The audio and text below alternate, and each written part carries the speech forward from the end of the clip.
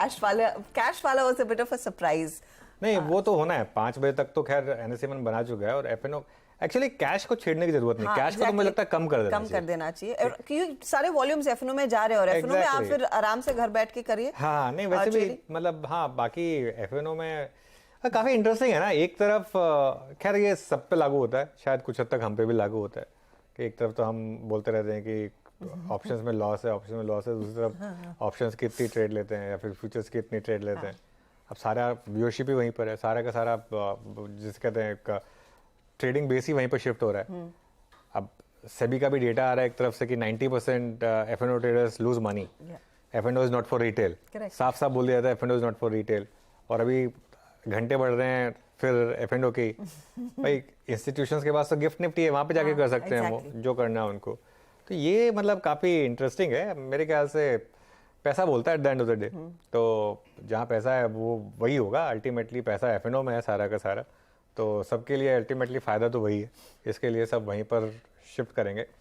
खैर एनीवे इस पर आएंगे बाद में, पहले मार्केट की बात कर लेते हैं। आज तो 3:30 बजे तक ही ट्रेडिंग होनी है, तो जब तक है 3:30 बजे तक तब तक एंजॉय करिए उसको। और आज अच्छी रिकवरी मार्केट में लोअर लेवल से, और बैंकों ने लीड किया उसको, आज एक बहुत शानदार रिकवरी को लीड किया। हालांकि पिछले 15 मिनट में वापस एक हल्की सी सेलिंग आई है हायर लेवल से।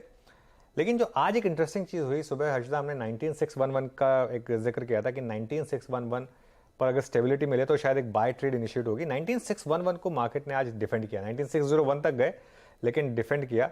और अभी मैं एक बार ये हो जाए मामला, उसके बाद मिड कैप ऑप्शंस पर एक बात करेंगे। बहुत शानदार चीजें हुई हैं वहां पर, उस पर आऊंगा मैं अलग से।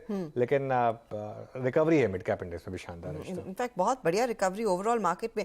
अनुज मेरे को लग रहा था कि आज शायद वो निचले स्तर पर हम फंस जाएं, और जो सुबह में बातचीत हो रही थी कि 19550 वाला इंपॉर्टेंट लेवल है, वो टेस्ट करने वाली नौबत लग रही थी आएगी। बिल्कुल सुबह लग रही थी। 19601 तक हम टूटे, लेकिन जो मार्केट संभला है ये प्राइमरीली क्योंकि ये वॉलेटिलिटी आई है और एक्सपायरी वाला हफ्ता है उसके लिए है, या फिर अब डिप्स पर लोग कॉन्फिडेंट लग रहे हैं कि थोड़ी बहुत निबलिंग शुरू की जाए, खरीदारी शुरू की जाए?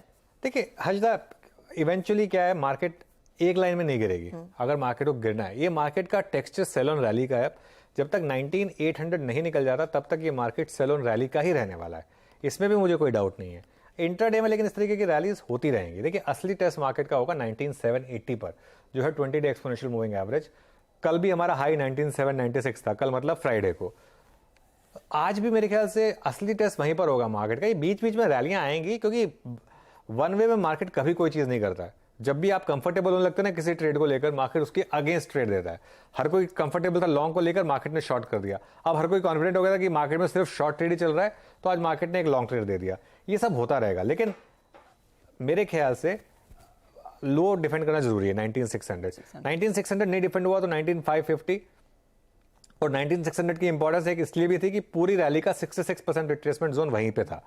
19550 इंपॉर्टेंट है उसके हिसाब से, अदरवाइज 19300 तक हम जा सकते हैं।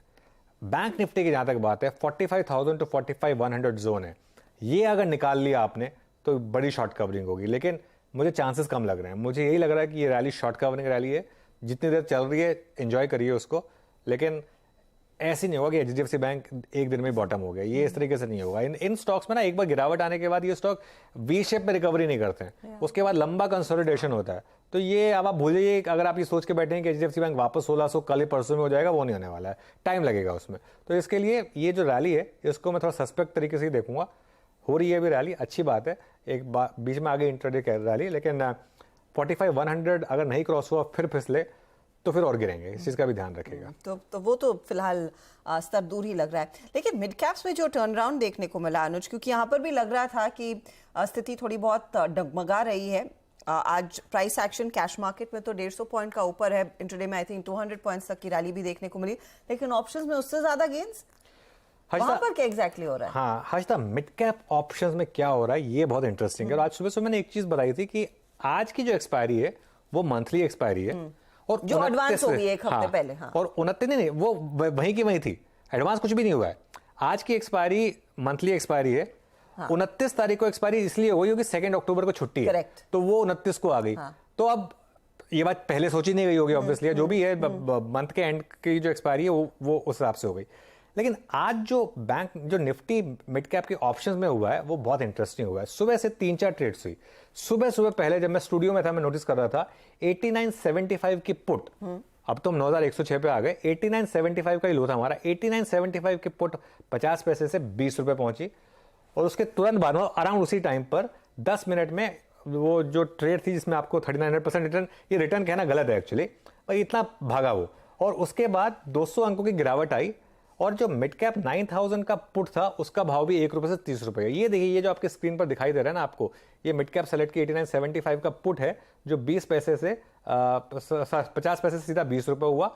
और अगर आप दूसरा 9000 का पुट दिखा दें, 9000 का पुट भी 1 रुपए से 30 रुपए हुआ। ठीक है, उसके बाद 12:09 पर तेजी हुई, ये मंदी की ट्रेड प्ले हुई। 12:09 पर तेजी हुई। 9075 की कॉल, 1 रुपए 75 पैसे वाली call with in 15 minute 47 rupees तक पहुंची। वो ग्राफिक आएंगे तो उसमें देखिएगा आप, 47 रुपीज तक पहुंची ये। ठीक है, और 60 पैसे की कॉल 9100 की 28 रुपए 55 पैसे हुई। देखिए फिर कह रहा हूं, ये जो रिटर्न्स मिले वगैरह इस पे मत जाइए। अगर आप सेलर हैं, ऑप्शन सेलर, तो इस चीज का ध्यान रखिए, ये एक्सपायरी वाले दिन आपको बहुत बुरा फंसा सकती है। जो कई लोगों के अंदर ये चस्का लग जाता है ना कि 2 रुपए का ऑप्शन बेच दो, 5 रुपए का ऑप्शन बेच दो। अब वो जो फ्रीक ट्रेड हुई थी, अब कहने को फ्रीक ट्रेड थी, लेकिन वो इसलिए हुई थी ना, किसी ने बेच दिया था ये सोचकर कि ये 4-5 रुपए तो मुझे मिल ही जाएंगे, और एक स्टॉप लॉस लगा दिया था। उसके बाद वो जिस तरीके से आगे जाके फिल हुआ, तो नेकेड ऑप्शन सेलिंग में रिस्क है, इस चीज को समझिए।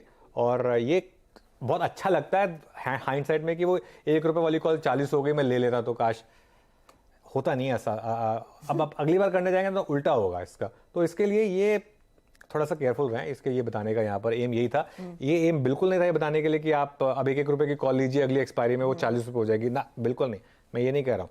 कभी कभी ऐसे मौके आते हैं, वो कभी कभी दिख जाता है कि ऐसा मौका आ रहा है, चेस करना चाहिए, लेकिन मेन मुद्दा ये है बताने का कि ऑप्शन सेलिंग में थोड़ा केयरफुल रहिए। पर इतने वाइल्ड मूव्स क्यों देखने को मिल रहे हैं Anuj? Is it just primarily volatility है, एक्सपायरी का दिन है इसीलिए वो है, ये कुछ और पक रहा है यहाँ? बहुत अच्छा सवाल है ये बहुत अच्छा सवाल है। इसका मैं रीजन बताता हूँ।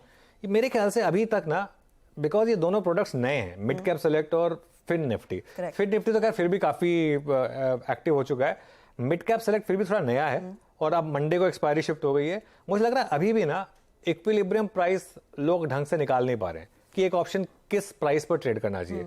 वरना ऐसा नहीं होना चाहिए कि आधे % की रैली में एकदम से इतना मूव आ जाए। और एक चीज, 25 पॉइंट की स्ट्राइक का क्या मतलब है?